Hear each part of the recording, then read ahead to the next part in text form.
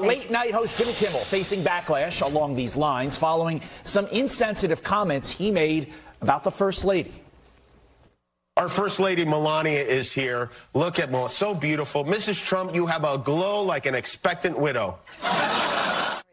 The First Lady responding to this joke, writing on X, quote, Kimmel's hateful and violent rhetoric is intended to divide our country. His monologue about my family isn't comedy. His words are corrosive and deepen the political sickness within America. It is time for ABC to take a stand. How many times will ABC's leadership enable Kimmel's atrocious behavior at the expense of our community? Well, last night, Jimmy Kimmel acknowledged the criticism and responded like this. It was a very light roast joke about the fact that he's almost 80 and she's younger than I am. It was not, by any stretch of the definition, a call to assassination, and they know that. I've been very vocal for many years speaking out against gun violence in particular. I am sorry that you and the president and everyone in that room on Saturday went through that. I really am. Just because no one got killed doesn't mean it wasn't traumatic and scary, and we should come together and be best. We really should. Joining us now to react, senior writer for the Washington Examiner and Fox News contributor Joe Concha. Joe, good morning to you. Man, a lot of reaction to this expectant widow comment from Jimmy Kimmel, including David Axelrod, former senior advisor to President Obama, of course, who posted on X, I like Jimmy Kimmel. He's funny and charismatic at a time when there has been too much cowardice. That said, this was a tasteless joke. The White House will use any issue to demand he be fired because his satire touches a nerve, and ABC is right to resist. But he'd be right to apologize. We heard from him last night. He did not do that. Instead, said that it was a joke about their age difference. So what do you make of this latest controversy involving Jimmy Kimmel? Well, of course, Jimmy Kimmel doubled down, Carly. I mean, he is incapable of apologizing for his open wish that Donald Trump be assassinated. I mean, let's think about what he said again, which was probably courtesy of Jimmy Kimmel's wife, by the way, who serves as the lead writer of this distant third place late night comedy program. Quote, look at Melania, so beautiful. Mrs. Trump, you have the glow like an expectant widow. What else could any reasonable, sane and sober person possibly conclude except that being a call for Trump, who works as hard as anybody on the planet, appears to be in excellent health, to be suddenly dead? Jimmy Kimmel is not a comedian. You know what he is? He's Hassan Piker with an ABC logo. And ABC, which might as well be called MSABC at this point, just gave him a contract extension because that is what management wants this network to be. The tip of the spear, in the radical Trump resistance. Congrats, guys. You just earned that distinction. And by the way, this is the former home of great journalists like David Brinkley and Ted Koppel. This is now the home, let's make that very clear, of Jimmy Kimmel. He's the face of that network, the guy who cried on the air the night after Trump won back the White House. This is not a comedian. This is a radical activist. And the fact that he openly wished for the president to be dead and then tried to explain it away as, oh, no, actually, it's just about the age difference. I mean, come on. Give me a break. What a joke, except this guy rarely tells jokes on his show at this point. It's all about taking down Trump. Ladies and gentlemen, today is Tuesday, April 28th, 2026. Feds have raided the Quality Learing Center for all of those who say nothing ever happens. Mass Somali fraud raids are going on right now in Minneapolis, Minnesota. We're going to cover all of that. This is big breaking news coming on the heels also of President Trump saying that peace with Iran is afoot, that Iran is asking America to open up the Straits of Hormuz. We're going to cover that in a little bit. But we'll start off the show with Jimmy Kimmel, non-apology, and how we could have all expected this. This is the most predictable result for weakness. And that is what our side has shown when it comes to Jimmy Kimmel. I think it's an instructive lesson for all of us, along with new updates on the Trump assassin, some critical pieces of information that I think we've all missed, and why it is going to be so important for all of us. Hi, ALX. Hey, ALX, did you have something you wanted to say? Well, ALX join. I love it when ALX just randomly joins the program. If ALX wants to deliver a monologue, I would welcome it. Because it is a stacked show today. Susan Crabtree from Real Clear Politics is going to join us for her incredible investigation and reporting on what is happening inside of the Secret Service right now, along with Representative Mark Harris, who's on oversight and going to be telling us what should happen for reforms with the Secret Service. Ladies and gentlemen, my name is Benny Johnson, and this is The Benny Show. Blackout coffee is what keeps us rocked and locked and loaded in the morning. It is what fills now my mug. Now that we are moving studios, again, we heard a couple of complaints about the lighting yesterday. Please bear with us as we are building out our own studio, our dream studio, frankly. We've been in that last studio for 5 years, and we've had partnerships like Blackout Coffee for 5 years that has lasted us through a lot of caffeine moments where we were streaming late into the night, early into the morning, 7 straight hours on election night, covering a lot of, frankly, highs and a lot of lows, a lot of tragedies from inside of that place. And so as we build out fresh and anew, be invigorated with the caffeine that pumps through our veins, it is Blackout Coffee. Ladies and gentlemen, Blackout Coffee, you can get their subscription pack today. They're made here in America by Americans who love America. Not too far from where we broadcast, actually. Perfect for work, travel, or keeping in a go bag. Go to blackoutcoffee.com/Benny. Use code Benny for 20% off your first order. That's blackoutcoffee.com/Benny. Support American jobs.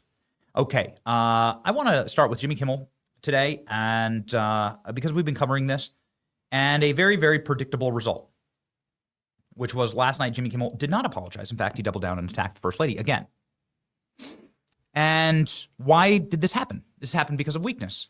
This happened because of weakness on our side and an inability to stand and fight. It is something that I view as one of the greatest betrayals that I've ever seen in this industry, when Jimmy Kimmel stood on stage and told all of us that Charlie Kirk's killer, his murderer, his assassin, was a member of the MAGA movement. What he was doing is he was victim blaming. And he was saying that actually if you are a far left-winger and you have a transgender boyfriend and you kill Charlie Kirk because you hate Trump and you hate Charlie, that Jimmy Kimmel will use the power of ABC News and taxpayer dollars, which fund him, because ABC News is a federally licensed broadcaster. He uses billions of dollars of taxpayer-funded infrastructure in order to broadcast. He used that platform in order to protect the left-wingers that kill right-wingers. And Jimmy Kimmel is going to continue to do that unless we stop him. And we tried to stop him. I threw down as hard as I possibly could. I brought on Brendan Carr the second I saw that clip. I said what Jimmy Kimmel is doing, he's painting a target on the back of every single MAGA Republican. He's also saying that Charlie Kirk deserved his death because Charlie Kirk is a member of the MAGA movement, a strong member of the MAGA movement. He's future president of the MAGA movement. And Jimmy Kimmel is saying that MAGA killed him, so effectively saying that Charlie Kirk deserved it. So all of those things together showed you exactly who Jimmy Kimmel was and his worldview. And in that moment, I thought that we really had something, because we were able to knock Jimmy Kimmel off air for a week or two. And it was perilous. You saw moving trucks moving up to his studio. Jimmy Kimmel was silent. You saw a studio effectively being deconstructed. You assumed that it was over for Jimmy Kimmel and that would be the last line. And I want to just state this very quickly and importantly here, because I think that it is a distinction in cause. I don't care about Jimmy Kimmel's right to speech. Jimmy Kimmel has every right to grab a piece of cardboard, scribble on it with a marker, and stand on the street corner and yell like any bum. I care about funding Jimmy Kimmel's right to agitate and kill my friends. And that is exactly what Jimmy Kimmel does with his platform. And now he's doing it again. The exact same thing he did to Charlie, he's now doing to Trump. But instead of crying about it, because we didn't unite and get him ripped off air, because people like Ben Shapiro and Ted Cruz decided to attack me and decided to attack the people calling for Jimmy Kimmel to have a consequence, because they punched the ticket of the left will pat me on the head if I turn against my own side, which is what they always do with the right. Because they did that, Jimmy Kimmel was able to barely scrape by with his job, and now he's doing it all over again. We called this out from 1,000 yards. We said this is precisely what he's going to do, and now Jimmy Kimmel is declaring that Donald Trump and Melania Trump effectively deserve to die. Jimmy Kimmel is doing. And then blaming them. And instead of crying about it now, he's like doing it bald-faced. And I'm going to break down what Jimmy Kimmel said last night. Now, you know what Jimmy Kimmel said initially. He said that Melania Trump is Our First Lady Melania is here. Widow. Look at Melania, so beautiful. Mrs. Trump, you have a glow like an expectant widow. Okay, so I want to begin by parsing out what this joke is. Where do you come from? Where do you live? Do you live in a small town? Do you grow up in a small town like I did? I grew up in Shoeyville, Iowa. In Shoeyville, Iowa, there was one bar, and it was connected to the gas station and a pizza shop and a movie rental place where you could go in and rent VHSs. That's the kind of town that I grew up in. I think it's like population 500 people, maybe total. In that bar, townies would go and drink. Farmers would go drink, and they'd sit at the end of the bar, and they'd have a beer with their wife. Maybe their wife would have a martini, who knows. But the point is that if I walked into that bar, or if you walked into your townie bar, your dive bar, and you looked at a couple, and you looked the woman right in the face and said, "You look like an expectant widow," you'd get your ass kicked. There's not a single person that would think that you're joking. Every person, everyone with dignity, or an understanding of the English language or dictionary, would say, wait a second, widow means that I've been killed, me, your husband, you wish for my husband to be killed, and expectant means I'm excited for it. I want it to happen. That's what that language means. And you would not only get your ass kicked out of the bar, you'd probably get your ass kicked across the road and into the field next door, where I come from, if you said that to a farmer. How about where you come from? Probably the same. So no, there is no parsing this out or explaining this away as just a joke. But Jimmy Kimmel does exactly that. But then he goes even farther and he attacks Melania Trump. Sometimes you wake up in the morning and the First Lady puts out a statement demanding you be fired from your job. We've all been there, right? You've been there, right, Guillermo? Yeah, sure. What a day. So he's demonically laughing with his little chode friend there about Melania Trump witnessing her husband nearly get assassinated again for the 5th, 4th, 9th time. Remember, President Trump has 4 or 5 assassination attempts against him that we know of.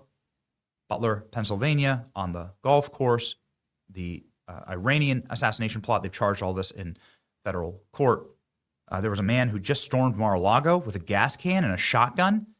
And then this individual, right, Cole Allen, who says specifically that he's there to kill Donald Trump. Now, remember that little piece because this is important. But nonetheless, if you have those kind of, if you have somebody who has that many assassination attempts against him, maybe it's time to chill out with the assassination attempt jokes.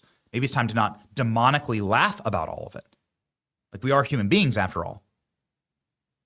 But here we go. Jimmy Kimmel is sitting there making a full joke out of all this. They had to cancel the White House Correspondents' Dinner in Washington on Saturday night after a man with multiple guns and knives crashed the party and may have shot a Secret Service officer. Fortunately, the guy was wearing a bulletproof vest and is okay. They're not sure exactly what happened, but they got the guy. He was charged today. No one was hurt, thank goodness. A lot of people were shaken up on a night that is supposed to be lighthearted. The White House Correspondents' Dinner, if you don't know, it used to be an annual event before Trump showed up. But every year they'd have a comedian roast the room. The president, the vice president, members of the press, everybody got roasted. I did it once. I hosted it. It was a lot of fun. But this year, they said, no comedian. We're bringing in a mentalist instead. So on Thursday, 3 days before the event, in order to keep that cherished tradition alive, I did my own version of the Correspondents' Dinner on my show. I put on a tuxedo. We pretended we had an audience of luminaries. We used old footage of the Trumps, of Pete Hegseth, J.D. Vance, Kid Rock, Vanilla Ice, all the members of his cabinet. And we made it seem like they were all together in a room. We had a little roast. Again, this was Thursday, and there was no big reaction to it until this morning when I greeted the day facing yet another Twitter vomit storm. And a call to fire me from our First Lady, Melania Trump, saying I should be fired because of a joke I made, again, 5 nights ago. It was a pretend roast. I said So I want to stop here and say, one, Jimmy Kimmel is pulling the Barack Obama skit here, the bit that Barack Obama did when we fully knew who the shooter was and what they were planning on doing. Jimmy Kimmel doesn't in any way acknowledge the fact that the shooter wanted to murder Donald Trump. He said that on social media. He called Donald Trump Hitler on social media. He called Donald Trump a rapist, a pedophile, a traitor to his country. He said exactly the kind of things that Jimmy Kimmel says in a monologue every single day. It is indistinguishable from any Reddit brain rot thread or The View. Jimmy Kimmel is in part responsible for the thoughts in this guy's head because they are the same things that Jimmy Kimmel says every single day on air. Jimmy Kimmel glosses over entirely in describing this. He just says, a man with a gun, and I'm against gun violence, he says. But that's not what the guy was there for. The guy was there to murder Trump because of the kind of labels that Jimmy Kimmel has placed on Donald Trump. This is how you lying by omission is what this is called. You are not acknowledging the elephant in the room, which is that this isn't some psychopath who was like doing LSD on the street corner and just snapped. This is some guy that was premeditated. He booked his hotel weeks ahead of time. He planned his trip. He planned his trip in a way that nobody would check his bags. He took trains that doesn't have TSA. He was methodical. He wrote a detailed architecture of why he did this. And it's because of the language and because of the commentary of Jimmy Kimmel. He followed left-wingers on social media, and he repeated the pablum that Jimmy Kimmel says on his show every single night. And Jimmy Kimmel doesn't apologize for this. He doesn't even acknowledge this. Lying by omission. It's a dirty trick, but then listen to this. First Lady Melania is here. Look at her, so beautiful. Mrs. Trump, you have a glow like an expectant widow, which obviously was a joke about their age difference and the look of joy we see on her face every time they're together. It was a very light roast joke about the fact that he's almost 80 and she's younger than I am. It was not by any stretch of the definition a call to assassination. So, how about this, Jimmy? If you believe that this is a joke, make it about Michelle Obama. Michelle Obama's younger than Barack. Say that Michelle Obama has the glow like an expectant widow. See what happens to you at ABC News. What about Jill Biden? Jill Biden's significantly younger than Joe. Say Jill Biden has a glow like an expectant widow. Do the same thing to Hillary. Hillary's younger than Bill. Say Hillary Clinton has a glow like an expectant widow. And that she should be widowed. That Bill Clinton, Joe Biden, Barack Obama, something bad should happen to them. They should just be taken off this earth. That's what you're saying here, that they're the same. You could make the same joke because one of them is younger than the other. No, of course you couldn't. Try making that joke. Try making that joke and see what happens. Jimmy Kimmel would be off the air, not after the show. He'd be off the air during that line. The feed would be cut if he said that about Michelle Obama. And I know this is going to put me in danger of being ideologically consistent, but I would be in favor of that. Because, of course, you shouldn't say that about Michelle Obama, and you shouldn't say that about Jill Biden, and you shouldn't say that about Hillary Clinton, as much as I abhor those couples and think that they wrecked the country. It's evil to say that about a woman that her husband deserves to die and that she deserves to be a widow. That's an evil thing to say about anyone. And so I'd be in favor of that happening to Jimmy Kimmel, yet the left, and of course the left would, if Jimmy Kimmel dared say that about Michelle Obama, the left would rip him off air. But it's perfectly permissible to say it about Melania, and then he goes a step further by attacking Melania. This is why weakness doesn't pay, ever. I know that. I've been very vocal for many years speaking out against gun violence in particular, but I understand that the First Lady had a stressful experience over the weekend, and probably every weekend is pretty stressful in that house. And also, I agree that hateful and violent rhetoric is something we should reject. I do, and I think a great place to start to dial that back would be to have a conversation with your husband about it, because, by the way, I also... There you go. So there it is, victim blaming. And so now the circle of life is complete. It's Melania Trump's fault. It's Trump's fault that people that listen to me and that repeat exactly the kind of things that I repeat, that these people are wanting to kill Trump. It's Trump's fault. Now this is now the victim blaming circle of life. And why? Why is Jimmy Kimmel allowed to do this? Because it is precisely the same thing that he did to Charlie. Exactly the same thing. Let's look at the elements here. Lying about what happened, omitting what happened. A far left-winger tranny lover tried to kill Charlie. That's a matter of fact. He hated Trump, he hated Charlie, and wanted to kill him because Charlie was hateful. Same thing with Cole Allen. Jimmy Kimmel omits those facts, then blames Trump for his attempted assassination. Then Jimmy Kimmel blamed Charlie for his own assassination, saying the MAGA gang did it. And then what Jimmy Kimmel does is he signals to left-wingers, you're going to be protected by me. Jimmy Kimmel, with taxpayer-funded infinity dollars. So if you are a left-winger and you go murder a righty, then I, Jimmy Kimmel, will use my platform to honor you and protect you, so go kill more. That's what Jimmy Kimmel is saying. And it's the exact same thing. We were right. The Ben Shapiros and Ted Cruz's of the world that woke scolded us, woke scolded, their eternal shame on them, that woke scolded our own side. They did this when we got Jimmy Kimmel ripped off air the first time. And now that Jimmy Kimmel's back on air, saved by them, now he's doing it all over again. We were right, they were wrong. And we should learn a lesson in all that. The White House is hitting back pretty harshly.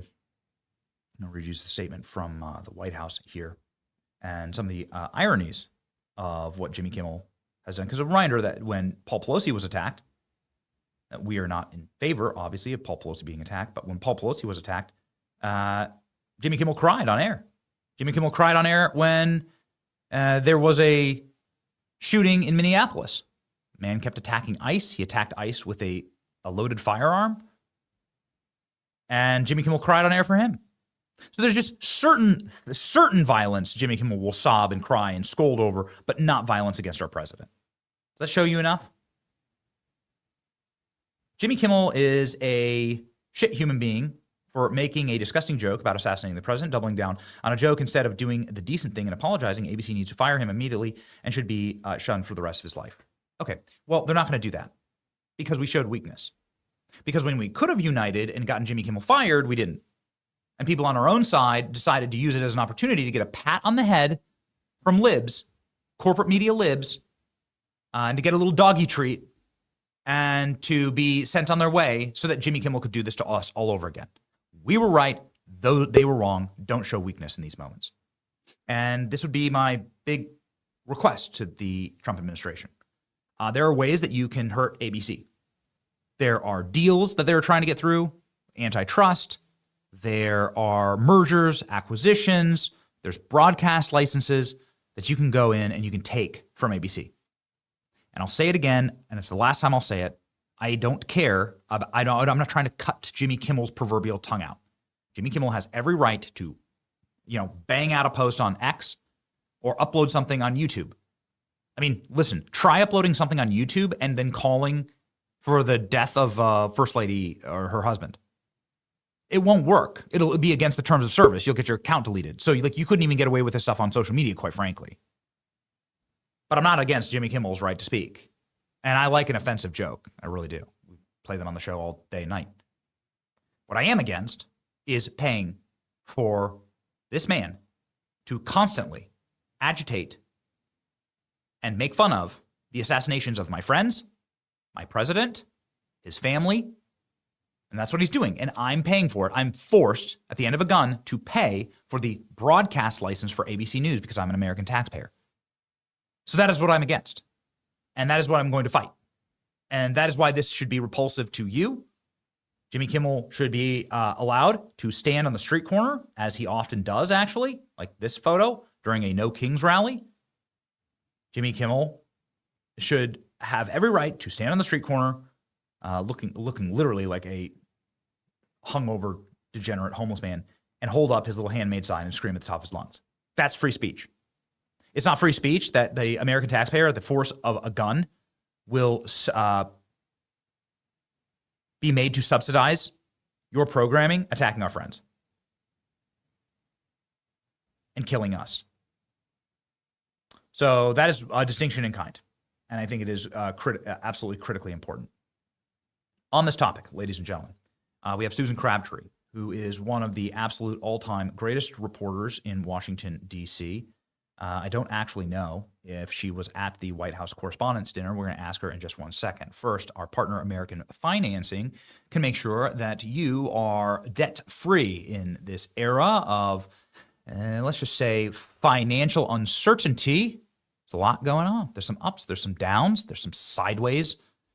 Get out of debt, especially the high-interest credit card debt that can really cripple your life and your future. American Financing can help you today. Start today. You could delay 2 mortgage payments. American Financing is America's home for home loans. 888-528-1219. That's 888-528-1219. AmericanFinancing.net/Benny. Refinance today. Seize your American dream. Okay, here we go. Susan Crabtree joining us live right now.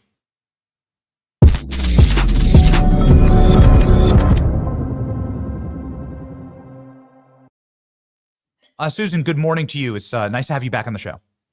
It's wonderful to be with you. Okay, so tell me, what did we learn over the last 24 hours? We've learned actually quite a bit about what happened with the shooting, the Secret Service officer. There seems to be a number of different stories, and Todd Blanche yesterday said, well, someone was shot. Thank God he's alive. He's actually out of the hospital, but didn't actually tell us definitively who shot the Secret Service officer. What do we know? That's right. The key word here there was shot, or the key phrase. All of my sources are telling me from Sunday on, and I pitched this story to my boss. He was receptive, but he told me to be cautious, that this could have been a friendly fire incident. And the analysis that I was putting out directly from sources in the Secret Service community was that the middle guy standing, the uniformed division officer standing with others, 3 in the back there on the side of the magnometer, which was being torn down. We can get to that in a second. But he was the one that was shot. And it was a crossfire incident from across the magnetometer, shooting at this suspect, Cole Allen, that was, bum rushing this supposed checkpoint. So when will we know this definitively? It seems to be that the omission here sort of signals what's actually going on. They did say that yesterday that the firearm was discharged. The shotgun was discharged. Is that correct? From the shooter? Yes, they did. Yes, they did. But, they should know by now, because the bullet lodged in the bulletproof vest, of course, it is identifiable. So the fact that they're not charging Cole Allen with attempted murder of a federal agent is key here, because they either don't know or they're not saying. And my Secret Service, the sources that talk to me on a regular basis in the Secret Service community, are saying, this is ridiculous. They should know by now, and they're questioning it. And of course, we will let the investigation go on, but why don't we know whether that was a Secret Service bullet or not, and that was lodged in that bulletproof vest? Right. So we studied the actual slug inside of that pump action shotgun, and if you were to hit somebody with that, I think it'd do a lot more damage, and also it'd not just be concentrated in one spot on the chest. You would be hitting quite a bit, depending on how far away you are. You'd get a lot of damage, and so it just seems like there's no. I know he had a pistol on him, but there's no indication that pistol was fired. It seems like this is a friendly fire incident. And the more that you look at the actual footage, the more you can almost, I think, see it. Quite frankly, the actual incident. Where a Secret Service agent is trying to fire his weapon, but ends up missing the man sprinting through, Cole Allen sprinting through. Does this make sense to you? Is this the way that you read it? Yep, this is exactly what my sources are telling me. Yeah. And, I did ask the Secret Service on Sunday. You can see the date and the timestamps on my emails that I sent to them. They stopped talking to me. The Secret Service used to be very professional with me, at least. They did have, after Anthony Guglielmi basically lied to the American public about what I reported right after the 24 hours after Butler. After that incident, and I pushed back on that, they were working with me and on a regular basis, at least would give me a statement, even if it was a non-statement. When I reported in December of last year that the FBI had raided the Secret Service agent's house that was involved in an alleged tax scheme that might implicate up to 30 other agents, tax fraud scheme, that's when they shut down, and they said they were going to give me a statement, and then hours went by. I didn't get the statement. And so that's when they shut down. So I just put I decided after 24 hours of waiting for them to answer these friendly fire questions that I had, I was just going to put it out on X yesterday with the timestamps. This is what I asked. They're not saying. So, you be the judge. Why aren't they saying this is, and if they classify this report, they classified the Butler report, the mission assurance report. The only people that get a hold of that report, which I heard has a lot more details than the congressional investigations. The only people that can lay eyes on that report is members of the intelligence committees in Congress. So, they're the only ones that really know what happened. All of the screw ups at Butler. And now we're seeing this once again. If they classify this investigation, that is key, that that something is completely wrong and they're trying to cover something up. So what failures do you see here in the greater overall schematic of how this event was protected? Now, I always say that, my reporting is aimed at saving our continuity of government, saving our president's life. These agents are the best of humankind. They are putting their lives in the line of fire.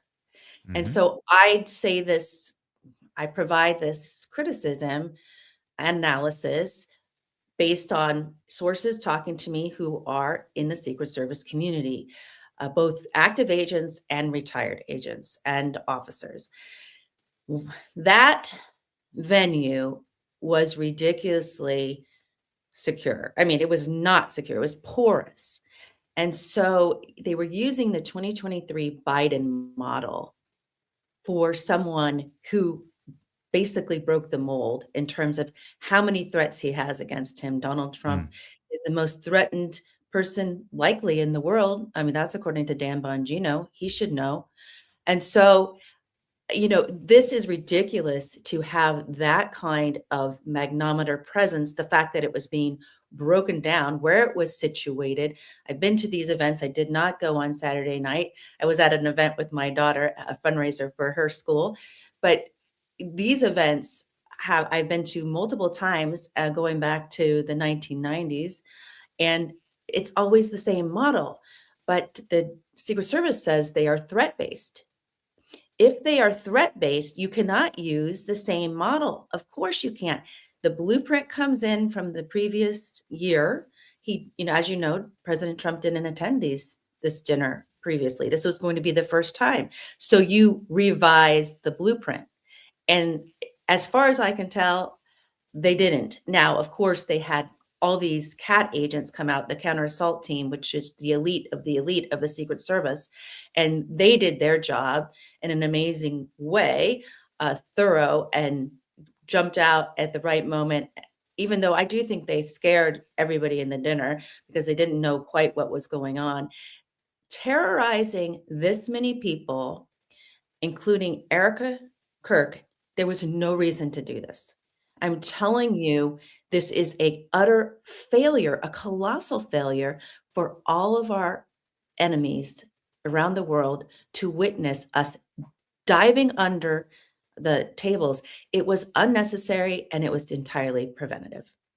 Entirely preventative, just like Butler. I wake up sometimes at night fearful, frankly, because if somebody was organized and if somebody was truly operating at a level of military and statecraft, they could have murdered not just President Trump so easily in Butler, but you could have murdered thousands in Butler, Pennsylvania. You could have hit that event so hard, and you could have done it with drones. You could have done it in the open field that was right next to that anybody could walk up to with coolers, and many did. What if there was an armed assault team yesterday with tactical weapons that stormed this event and could have clearly gotten into this event quickly? You could have slaughtered hundreds of people, and many of them administration top level White House officials. So luck isn't a strategy. Susan, I'm sorry that we have a hard out here, but I just want to ask one quick question about Butler because boggles the mind that we know so little about what happened there. Given your reporting, like, have you seen adequate changes in the Secret Service? Have you seen like what you need to see to know that Butler isn't going to happen again? No, to be blunt about it, Sean Curran has provided more, revised the entire drone problem that we saw at Butler. The drones are working. They have training now for the Secret Service agents extensively. But in terms of the problems at the Secret Service that have been going on for years and were exacerbated during the Biden administration, you have a DEI situation mandates during the Biden administration, 30% women by 2030. And then you see it in the failures and in the scandals in the Secret Service. We've had 3 sex scandals in the Secret Service over the last year, 2 that were uncovered by James O'Keefe and with a sting operation. And then last week, a week ago Sunday, an OnlyFans creator outed the Secret Service agent with his ID that she was having some kind of, who knows if he was in on it or not. It looks like he wasn't, but this is ridiculous. I mean, the fact that you also have a culture of corruption, people are unevenly disciplined in the Secret Service. It's been going on for years, and that creates resentment and low morale. And you have a hiring problem, a serious manpower, senior agents, because of the DEI, especially during the Biden administration, have left the agency in droves. So there's a talent drain going on there, and they've upped their recruitment bonuses from 45,000 to 75,000. That should tell you a lot.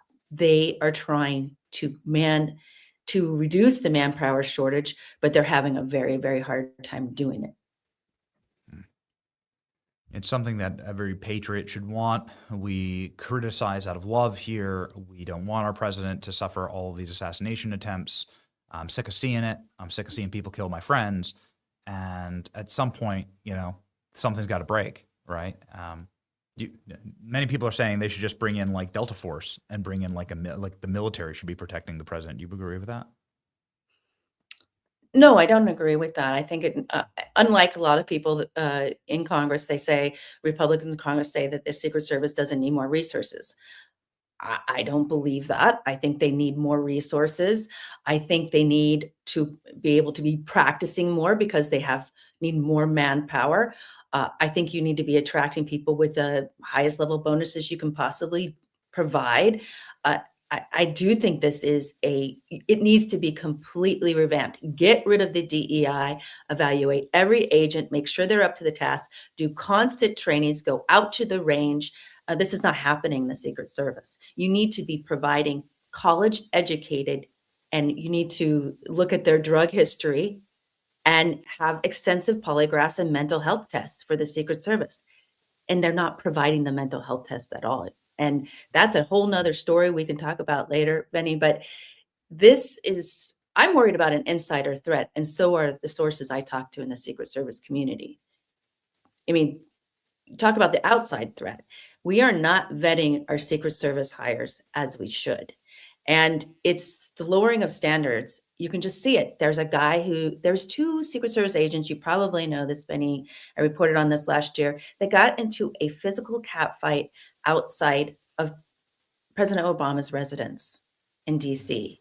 There's another agent that fell asleep on the job and left his fully automatic rifle sitting in a chair in public view that anybody could snatch. And the NYPD turned him in. I mean, I can go on and on about this is like 3,200 agents. This is a small community. To have this many scandals happening. There was a guy just a few weeks ago in Lancaster, Pennsylvania, that was arrested for sending explicit material to a child. I mean, this is not normal for the Secret Service. We need to raise the elite standards that they once were. We need to get it back to a zero-fail mission. And the motto of the Secret Service is worthy of trust and confidence. And they need to be worthy of trust and confidence. And it starts at a leadership level. If Sean Curran is not the right guy, if he's not a change agent, as Dan Bongino himself warned us, then we need to get someone in there who is. And Mark Wayne Mullen has his work cut out for him. And I'm hoping that Congress provides some oversight, because it was ridiculous that Rand Paul made that nomination hearing all about himself when there are these types of problems going on in the Secret Service and 2 assassination attempts. That's horrifying to think about. An inside job there from the Secret Service. Didn't Jill Biden just had one of our Secret Service agents blow his leg off, right? Fire his gun, hit himself in the leg. That's right. Yep, he accidentally hit himself in the leg, and that's a training issue. God forbid, wait a second, you're right next to the protectee. Couldn't that bullet have hit the protectee? I mean, of course it could have, right?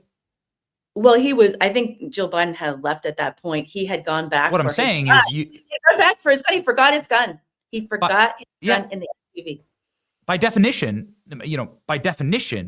he's within the protection zone of the protectee, and his firearm's going off, and he's hitting himself, but he could very easily have hit somebody else, of course. Correct. Right. Correct. And not to mention there was a canary in the coal mine before Butler, 2 months before Butler, and female agent assigned to Kamala Harris at Joint Base Andrews, waiting for her to arrive, Kamala Harris to arrive, had a mental breakdown. And I reported on it. And James Comer in the Oversight Committee was supposed to be doing an investigation in the Secret Service. From what I understand, he just did one briefing and that was it. There was a lot going on at the time. I understand he was all over the Hunter Biden investigation, which he rightfully was. But Congress should be able to multitask.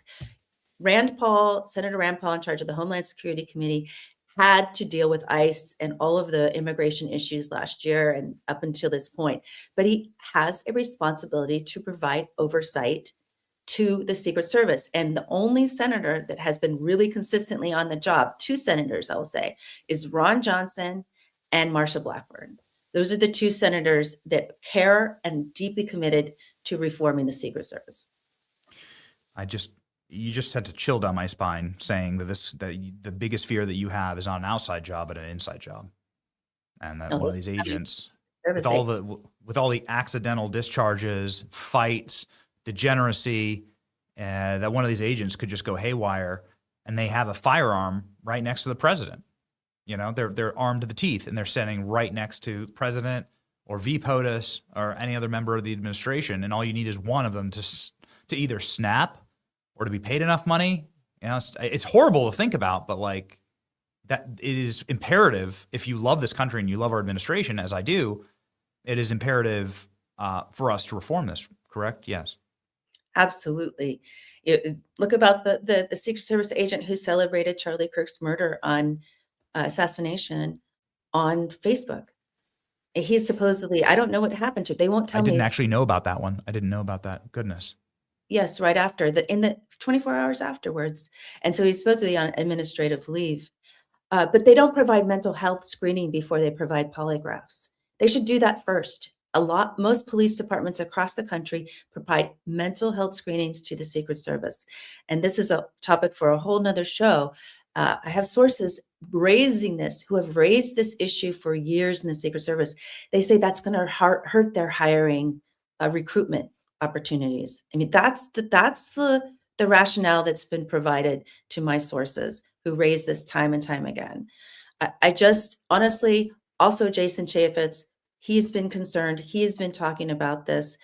And, you know, I will say that Kristi Noem's DHS told me that they were going to be providing reforms to the Secret Service. They were going to be providing oversight, a layer of oversight to Sean Curran. Sean Curran didn't like that. And he pushed back and he told Susie Wiles, hey, I don't really appreciate this. And from what my sources are telling me, Susie Wiles went and walked one of a DHS deputy chief of staff out of the Secret Service headquarters earlier this year because he was providing reform recommendations to the Secret Service.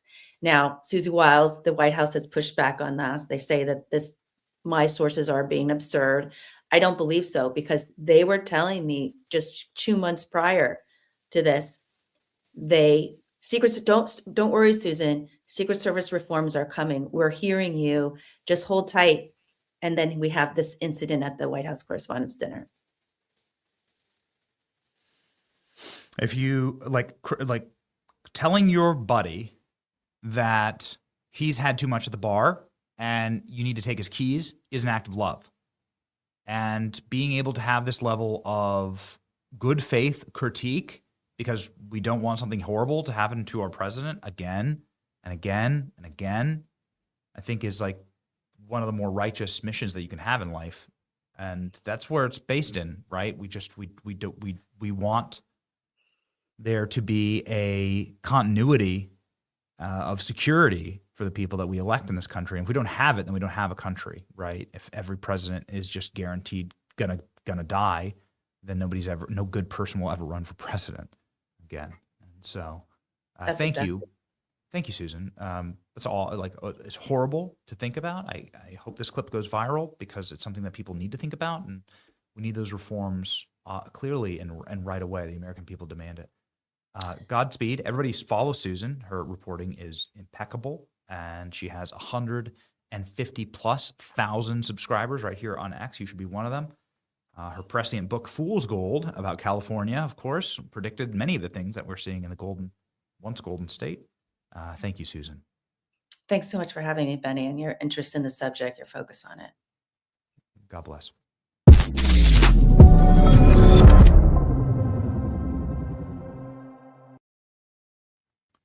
We know that there is something that is happening today that is causing a little bit of scheduling difficulty for us and a number of members of Congress that we're going to be on. The King is going to be addressing the Congress today. You can see here that King Charles III and Queen Camilla got a royal welcome from President Trump and Melania Trump at the White House. This happened yesterday, and all good. Everybody chill and having a good time. But the King's going to be addressing Congress. First time a king of England has set foot in America in many years. I think since 1923 was the first time, so nearly 100 years since a British king has stepped foot in America. The White House saying the British are coming here, and the King of England will be addressing Congress. And so what that is doing is causing some pretty aggressive security shutdowns all throughout Congress that is leading to some of the members of Congress that we had booked this morning to not be able to make it. So Susan Crabtree will be our only guest this morning. The White House stating, if we want to dip in, sure. When is the actual speech? Is the speech happening now? I've been asking this. Nobody seems to have an answer. When is the actual speech to Congress? I'm not sure if we should be taking that. I'm not sure if there's... Oh, okay, it's at 3 o'clock. Got it. Okay, so we certainly won't be taking that during our live this morning. There is, however, an event that is going on right now at the White House. Let's load that up. You can see a pretty glorious procession here taking place, and the Marine Corps Band is playing a tune, and it looks like the president and the king might actually be, looks like Trump is walking out right now. So why not take this? This is fun. Why not? Let's just... Here, this is from the White House right now, live, right now. Donald Trump has just walked out. Melania Trump is with him. I do not see the King of England. I suppose the car maybe will pull around. I don't know, these kind of things are corny, fun.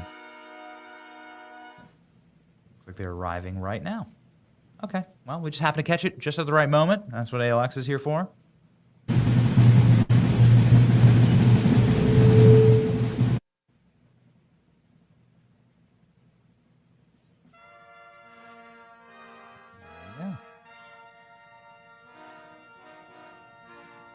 Okay, hit him with the new angle here. There you go, Melania.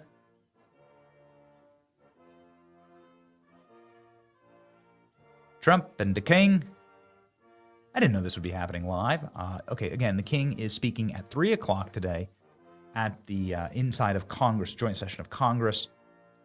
A bunch of members of Congress are going to be there, and it's messing with some of their hit times today because the security is, as you can imagine, immense at the White House and in Washington, D.C., and in Congress. Right now, it looks like it freshly rained there at the White House. Good spring day in D.C.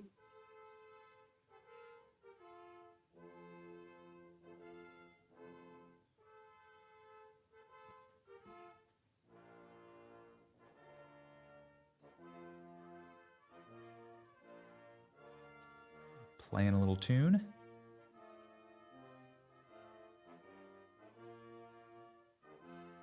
White House is surely done up.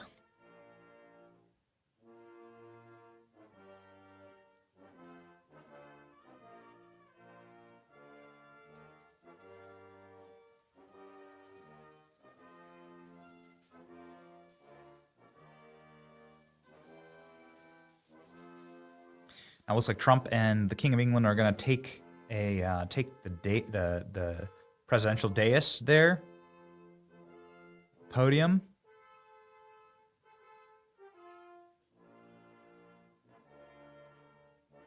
We'll see if Trump does what he did with the guy's mother, and what does it walk in front of him? Is J.D. Vance and Rubio, Bassett.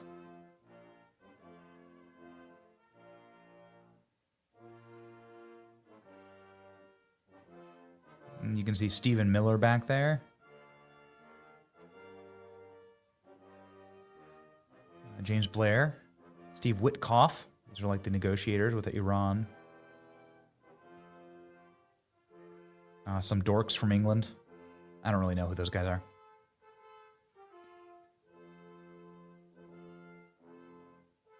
And here we go. We are live. Trump and King Charles III taking the stage.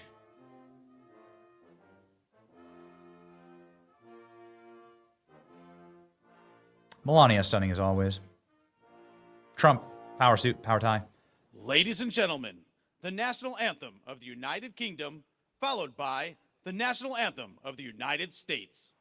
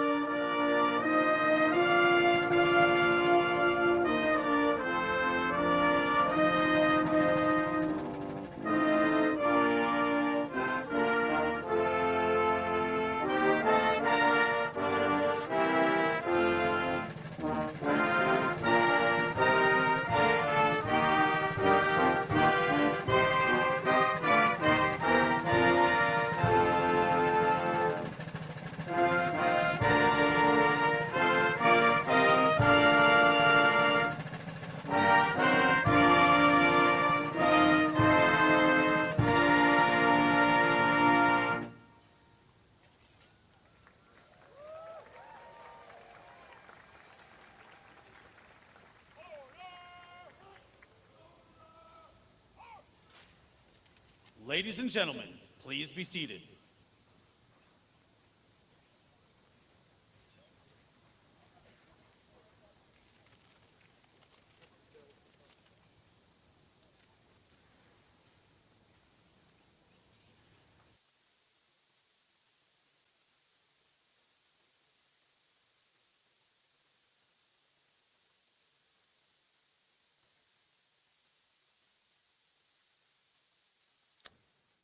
Okay, there goes Trump.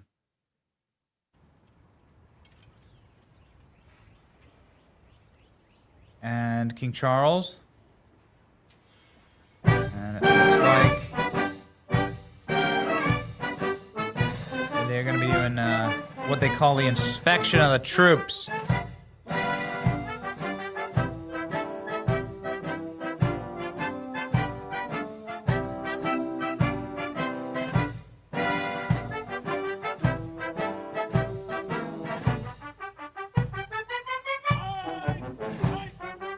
Ah, based.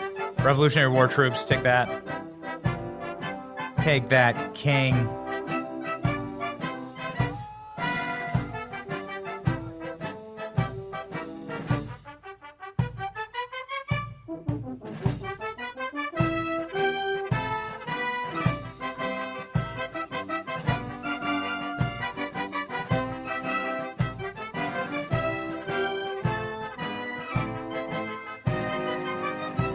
President Trump with a salute, very strong.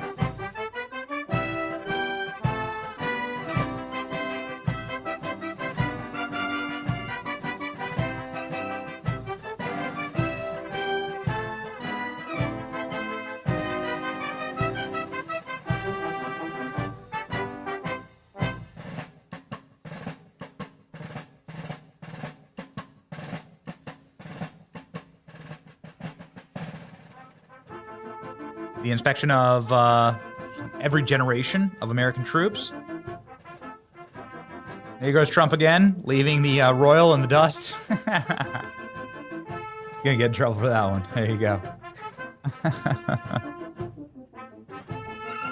He did this with the Queen, where isn't it like you're not supposed to walk in front of him or whatever?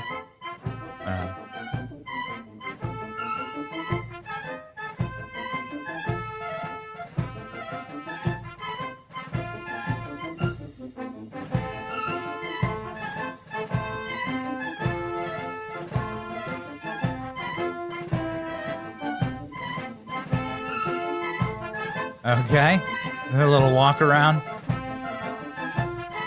a little walkabout. Okay, do a little lap.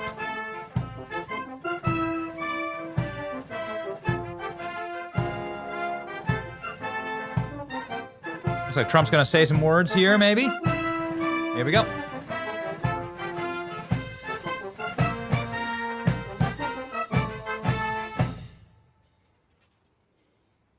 All right, here's your president, live.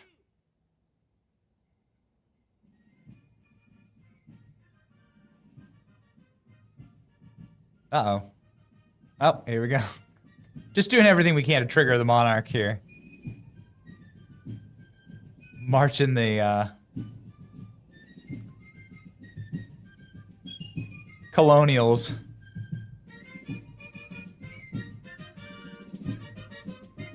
Here's a how they move. Moving like a colonial. There we go. It's badass. Come on, it's fun.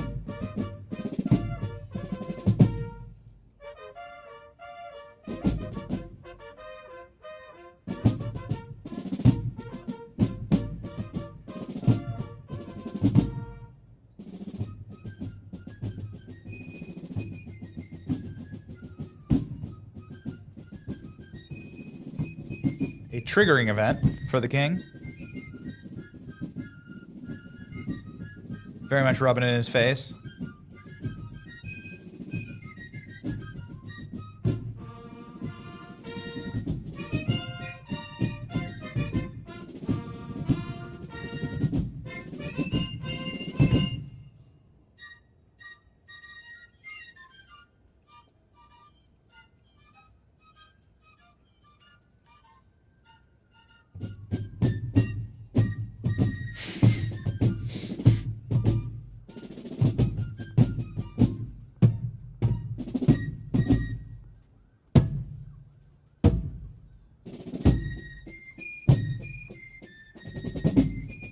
little Yankee Doodle Dandy. All right?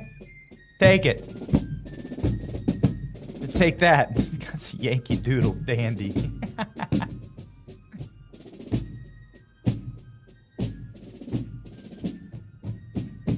All right.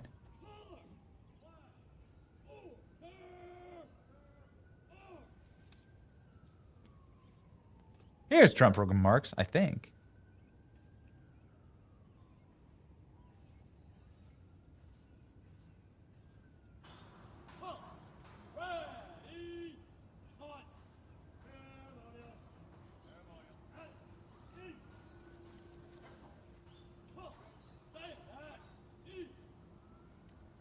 Or not.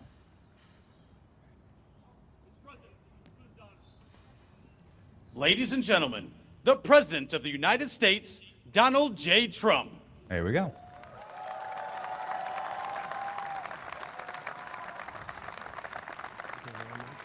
Why not? Happening live. Let's hear him. Thank you very much, everybody. What a beautiful British day this is.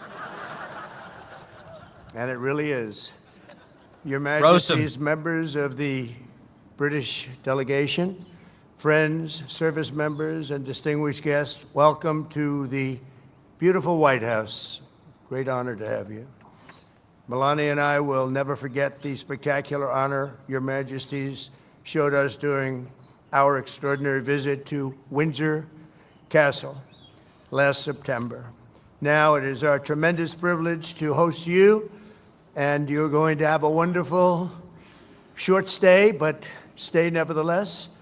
Then you're going over to Congress, and you're going to make a speech that's going to make everybody very envious of that beautiful accent of yours. Very elegant.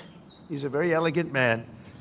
Here in the shadows of monuments to George Washington, Thomas Jefferson, get him, honoring the British King might seem an ironic beginning to our celebration of 250 years of American independence. But in fact, no tribute could be more appropriate. Long before Americans had a nation or a constitution, we first had a culture, a character, and a creed. Before we ever proclaimed our independence, Americans carried within us the rarest of gifts, moral courage, and it came from a small but mighty kingdom from across the sea. For nearly 2 centuries before the Revolution, this land was settled and forged by men, women, who bore in their souls the blood and noble spirit of the British. Here on a wild and untamed continent, they set loose the ancient English love of liberty and the Great Britain's distinctive sense of glory, destiny, and pride. And that's what it is, glory, destiny, and pride. The American patriots who pledged their lives to independence in 1776 were the heirs to this majestic inheritance. Their veins ran with Anglo-Saxon courage. Their hearts beat with an English faith in standing firm for what is right, good, and true.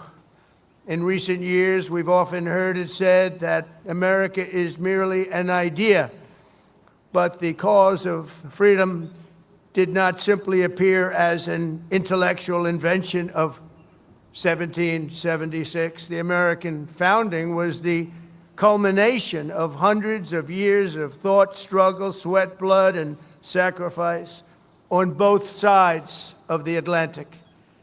Fate drew a long arc from the meadow at Runnymede to the streets of Philadelphia that ran through the lives of people born and bred on the British code that no man should be denied either justice or right. American patriots today can sing "My country, 'tis of thee, sweet land of liberty," only because our colonial ancestors first sang, "God save the King." We see today a living symbol of this centuries-old bond, just a few dozen feet to the left where I stand. There, Her late Majesty, Queen Elizabeth, an incredible woman, who I had the privilege of getting to know. Queen Elizabeth II, very, very special woman who is very greatly missed on both sides of that mighty Atlantic. Long ago planted a young tree. It was a very young and beautiful tree, and look at it now.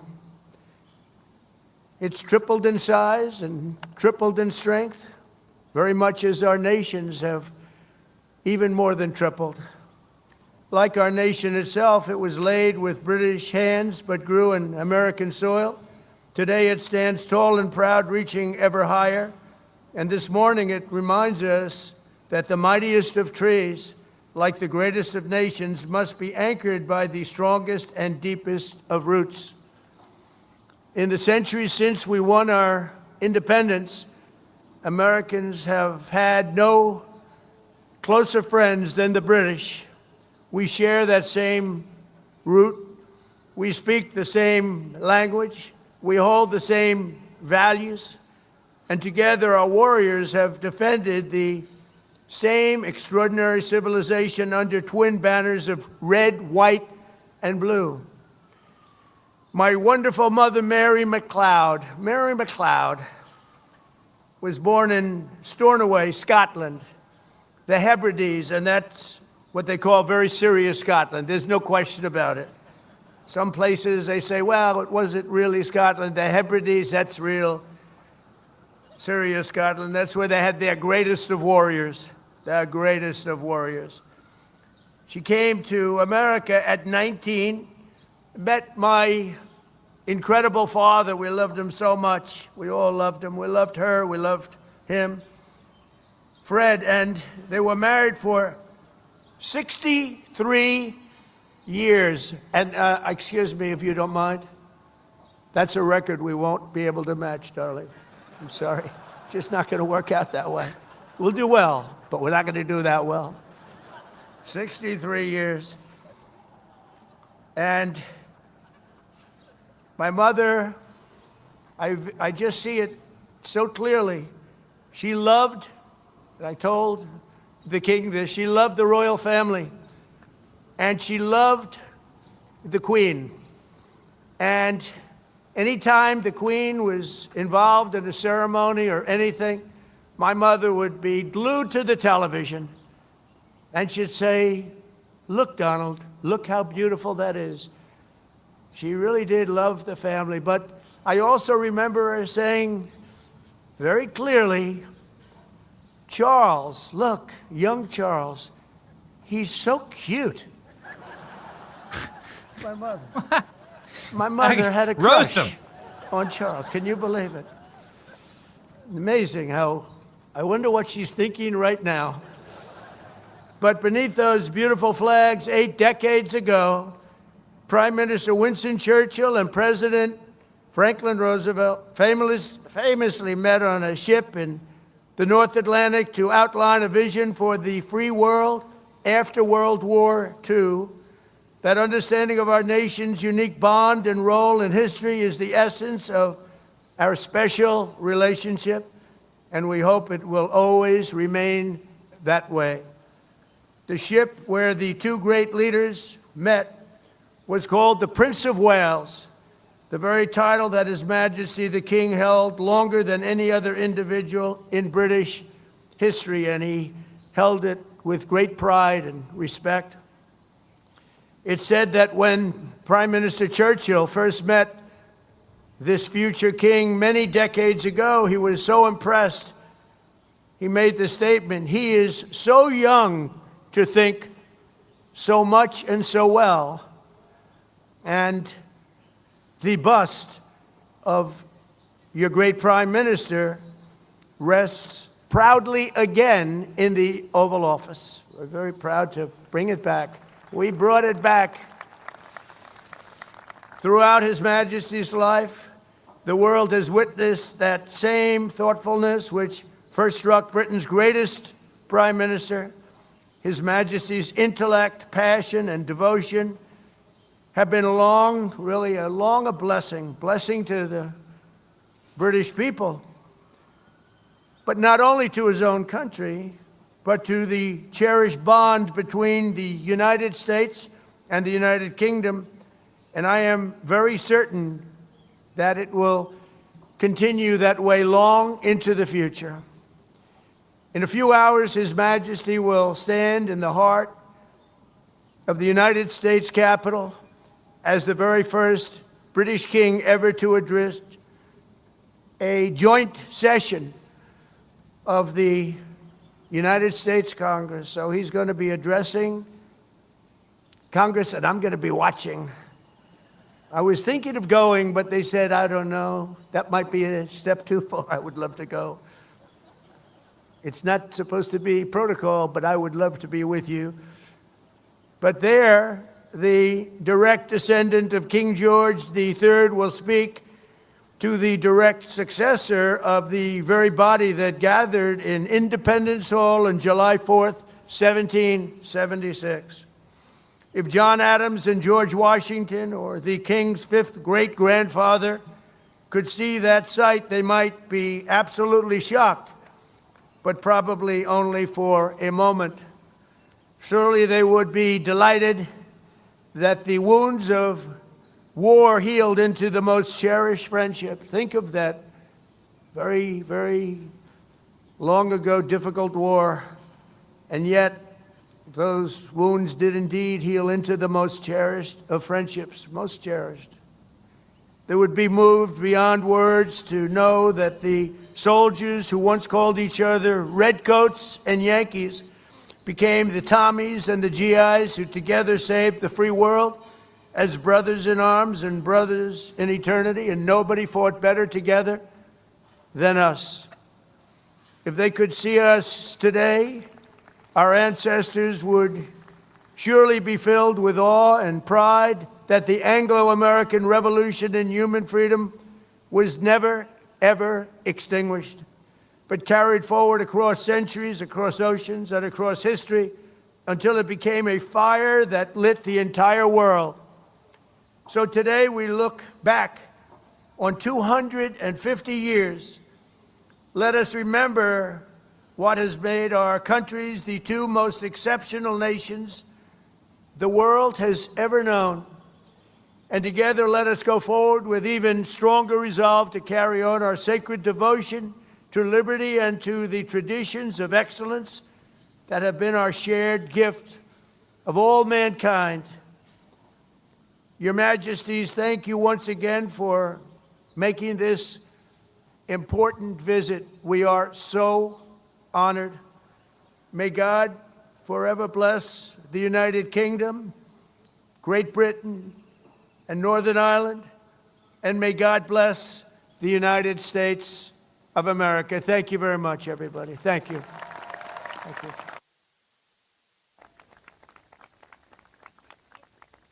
So does the king now speak, or is that it? I guess that's it. All right, ladies and gentlemen.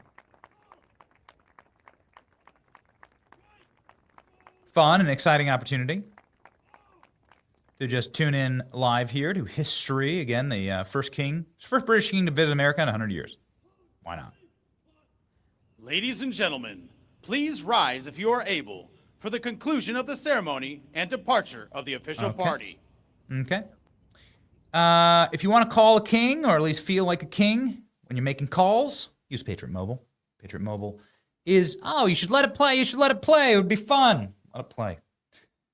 There he goes. Call like a king. Ladies and gentlemen, Patriot Mobile is who we call when we need a patriot. Are the British patriots? I don't know. Yeah, I mean, got a couple Brits on staff here, actually. The Anglo-Saxon blood that Donald Trump is talking about. Why not? Patriot Mobile is the only Christian conservative wireless provider. They back us up when we are on the road. We will be in Texas this week again. PatriotMobile.com/Benny. Call 972-PATRIOT. I'm going to be visiting with Patriot Mobile in their studio in Dallas.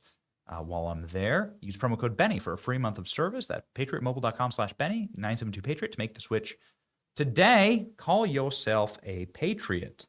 President Trump's going to be going back into that golden, gilded White House. It is, potentially some of the gold from friends at Advantage Gold? I don't know that. I don't know. But, ladies and gentlemen, Advantage Gold is who you can trust when you are going gold in the golden era. Alex, I don't know if we have the reporting on Trump and the Strait of Hormuz and so on, but I'd like to cover that. Some interesting updates there. Ladies and gentlemen, if you want an update on economic security, go gold today. Gold smashed through $5,000 an ounce.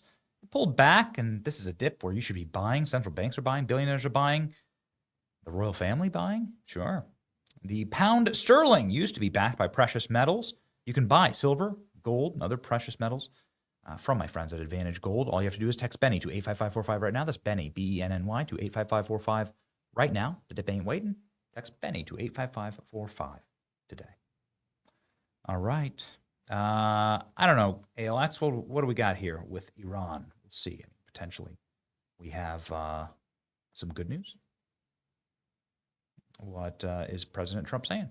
President Trump is saying that Iran has made a fresh offer to reopen the Strait of Hormuz as the UAE, United Arab Emirates, who, by the way, have a pipeline that bypasses the Strait of Hormuz, left OPEC this morning. Things are changing and changing quickly in the world.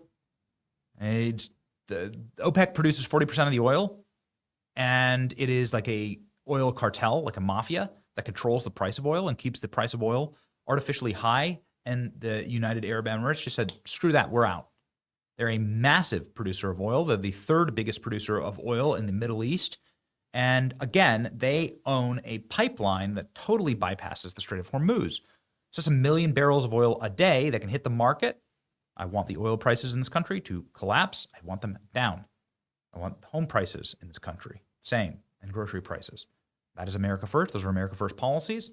Iran makes new offer to open straits, seek the end of a blockade, according to U.S. officials. Although you saw Witkoff there at the White House, he's one of the chief White House negotiators. President Donald Trump is not keen, on a second proposal sent by Tehran through Pakistan mediators on Monday, according to reports. An official told Reuters that Trump is unhappy with an Iranian proposal because it did not address Iran's nuclear program. He doesn't love the proposal, a U.S. official said. Trump's held a situation room meetings with key members of his administration regarding the war on Monday. According to Reuters, they are working to bridge the gaps between the two nations. We'll see. I don't want Iran to have a nuclear weapon. I want world stability. I think that that leads to instability. I want a great new American century. And President Trump today on Truth Social, I don't know if we have that. Do we? Donald Trump on Truth Social saying that Iran is begging him to open up the Strait of Hormuz. Make sure that we grab that and pop that up, please. Do we got that? I'll just wait. Let's lock in. There we go. Thank you. Iran has just informed me that they are in a state of collapse. They want us to open the Strait of Hormuz as soon as possible as they try and figure out their leadership situation, which I believe that they will be able to do. Thank you for your attention to this matter. So we'll see, ladies and gentlemen. It's been a wild show, like a little bit of a breaking news break, and then a couple of members of Congress that had their own break in their schedules as they try to get into Congress, obviously for the joint address by the King. That's going to be a wall-to-wall event. I don't know if we'll be covering it live. I doubt it, but either way, it was fun to see President Trump mog British royalty. What was far more fun was the lead of the show this morning that we have, again, sort of trying to get to. But I've had a couple of things. This is why you do a live show. You just roll with it. FBI raids Minneapolis child care facilities, part of sweeping fraud investigation. Ooh, baby, let's go. What is happening today? Is it finally white pill time for everyone who says nothing ever happens? Federal authorities raided 20 locations, including child care facilities in Minneapolis, on Tuesday as part of a sweeping fraud investigation into largely Somali-owned businesses, including the Quality Learing Center, sources confirmed to Fox News.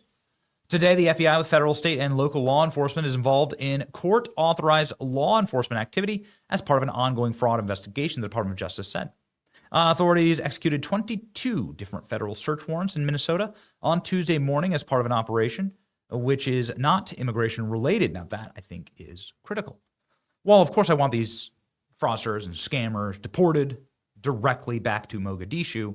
What I think is critical is that this is something that is happening in order to charge crimes.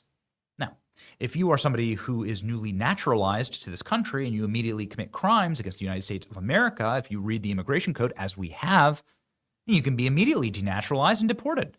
We're not here to bring more criminals in this country. Obviously, that's been very in vogue over the last couple of years, but that's not what our immigration law says.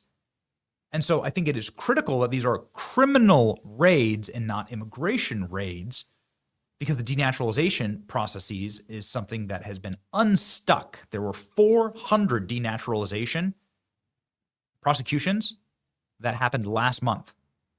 That's the most in American history.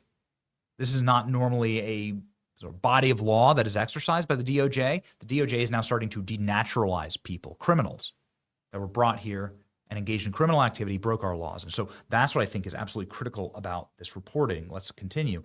The raid center on federal fraud investigations largely into Somali-owned businesses, including child care facilities that registered as daycares with the state, but were allegedly billing for care that was not provided. You can see here a photo of the Quality Learing Center.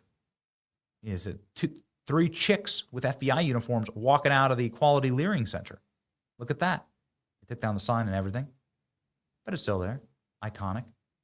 J.D. Vance saying the task force and the DOJ will be relentless in exposing these fraudsters wherever they may be hiding.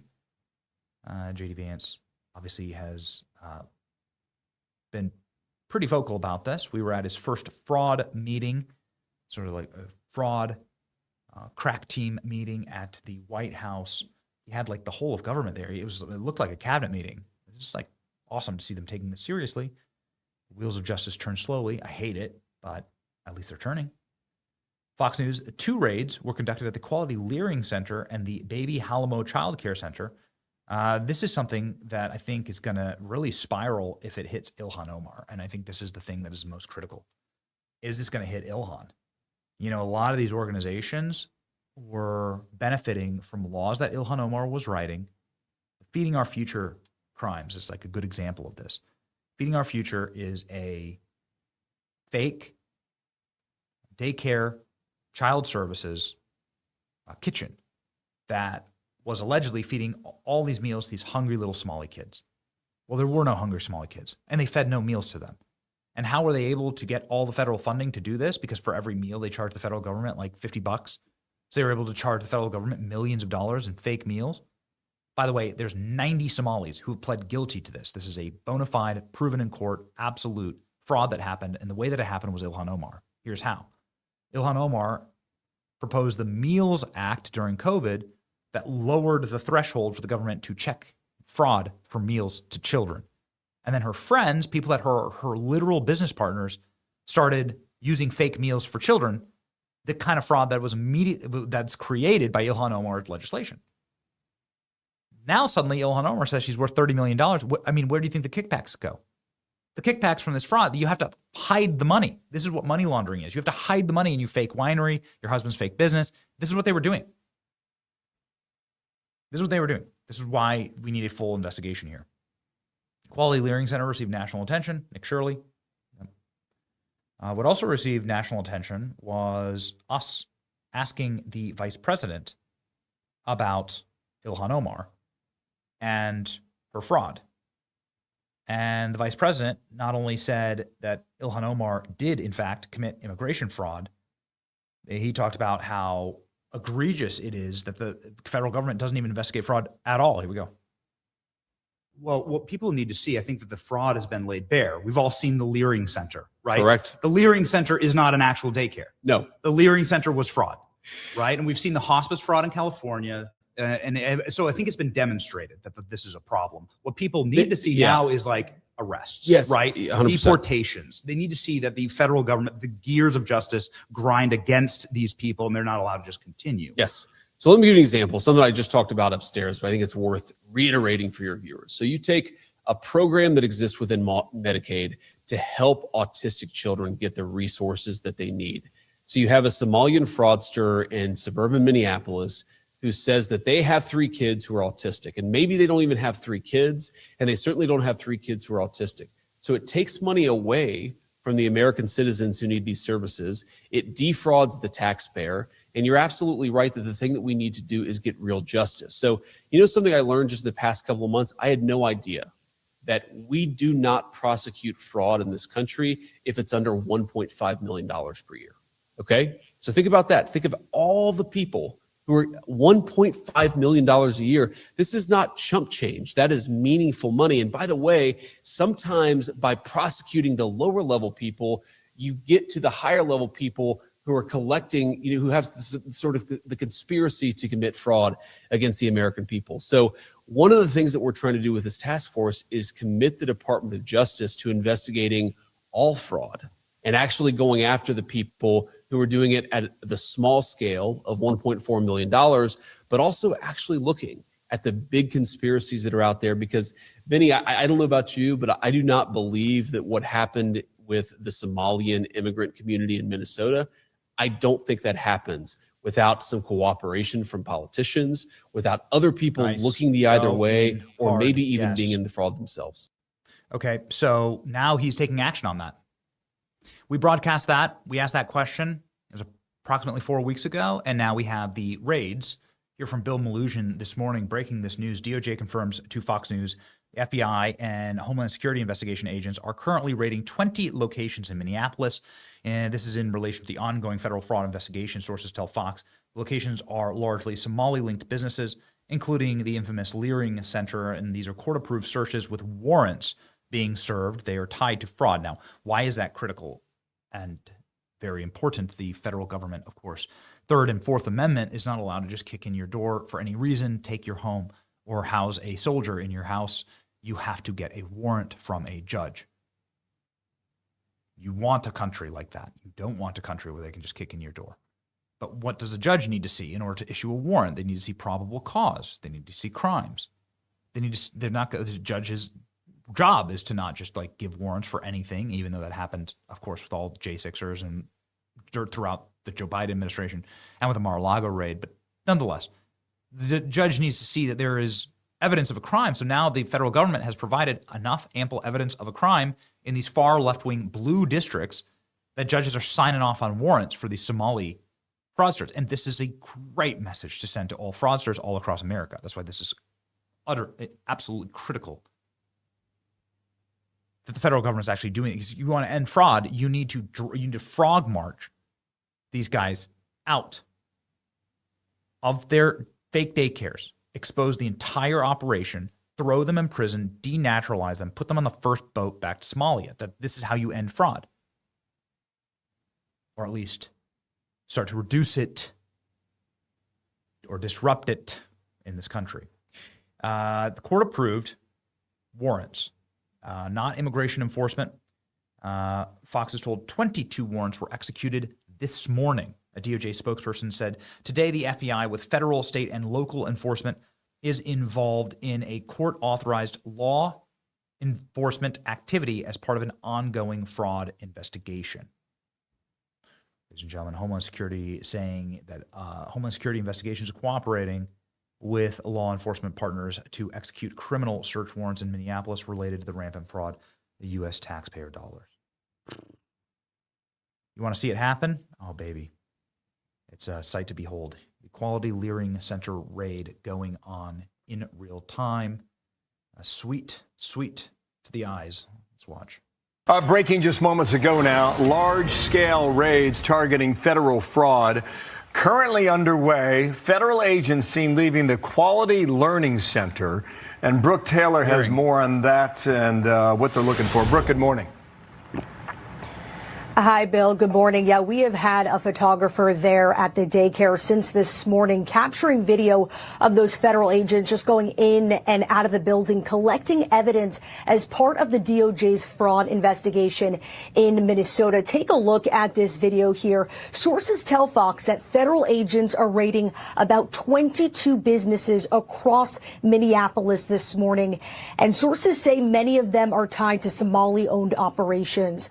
All of this comes after that viral YouTube video from Nick Shirley. It was back in December. In that video, he visited different child care centers, and you'll remember they were either closed or there were just no children inside, despite receiving state child care funding. Now, the location that you're looking at right now, it's the Quality Learning Center. This is the daycare. It went viral. It blew up on social media because of a sign outside with learning that was literally misspelled.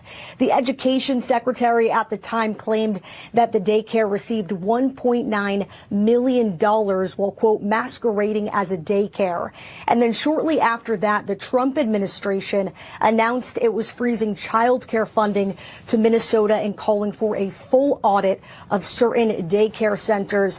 And just checking my emails now, it looks like we got a statement from DHS sharing, quote, Homeland Security investigations in cooperation with our law enforcement partners executed criminal search warrants in Minneapolis relating to the rampant fraud of U.S. taxpayers' dollars.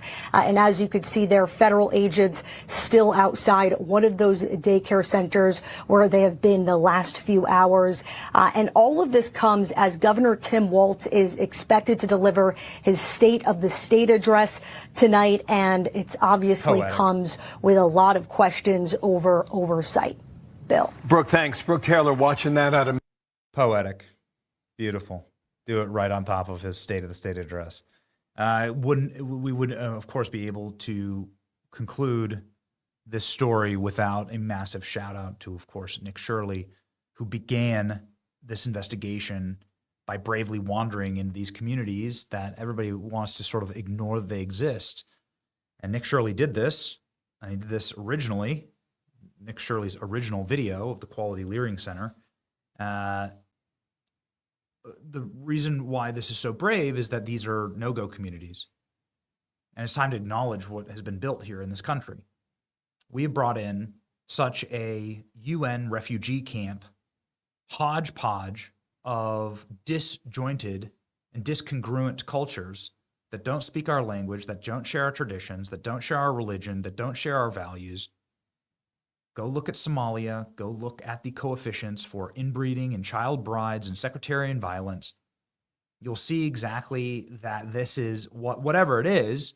It's not a culture that you want on your block, because nobody wants a child bride on their block. Nobody wants a bunch of cousin marriages on their blocks. These are normal things. Nobody wants sectarian violence. Nobody wants an entire population built on fraud on your block.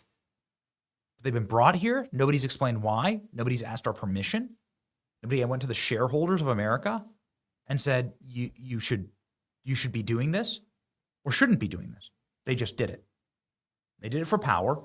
And Nick Shirley went into the American no-go zones, because if you go to these neighborhoods, you'll be attacked.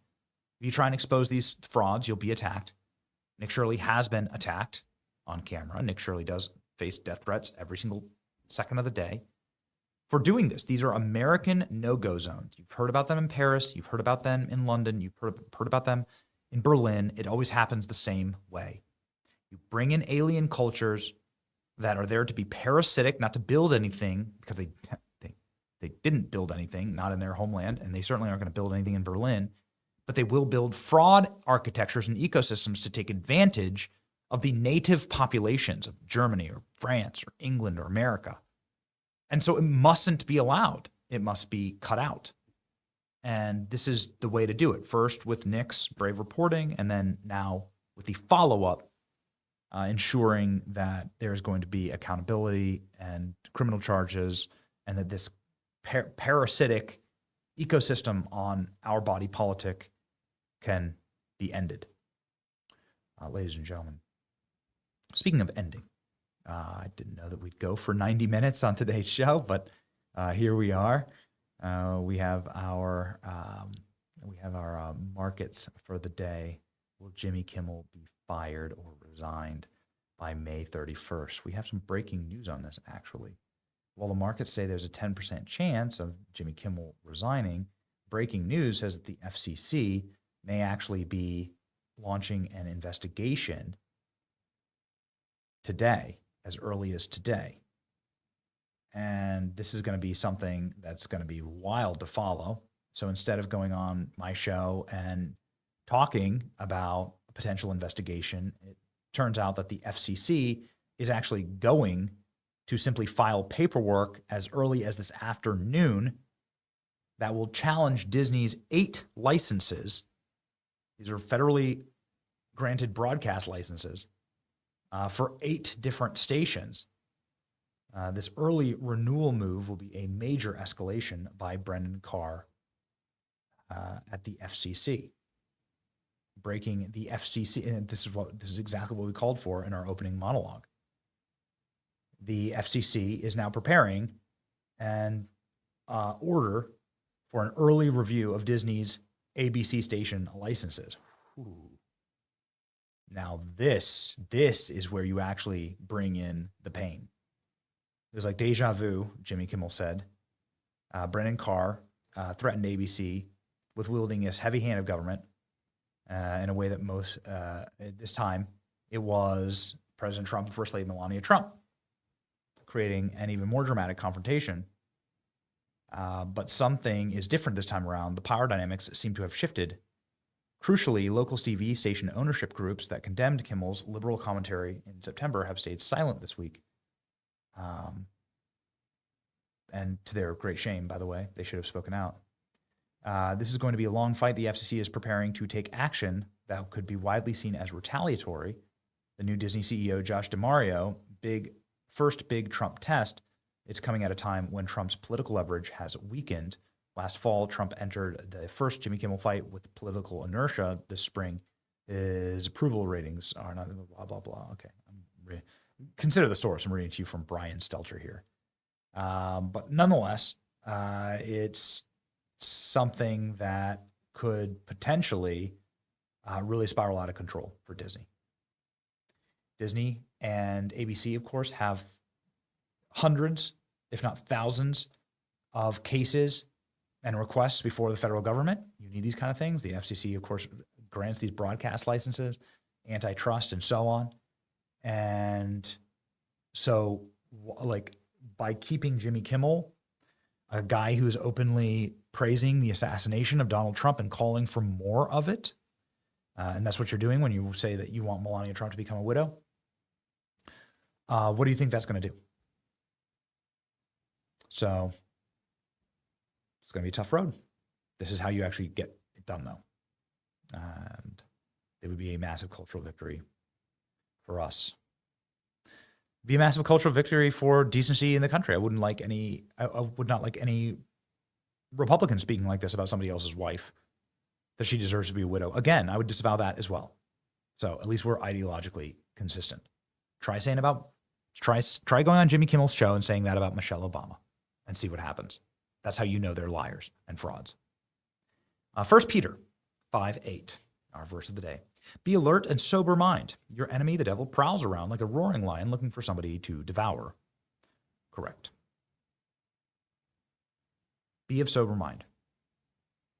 I don't know if you're having a problem with drinking, but I can tell you that it doesn't solve any problems. I certainly used to have a problem with drinking. I used to be an absolute alcoholic, almost a non-functional alcoholic.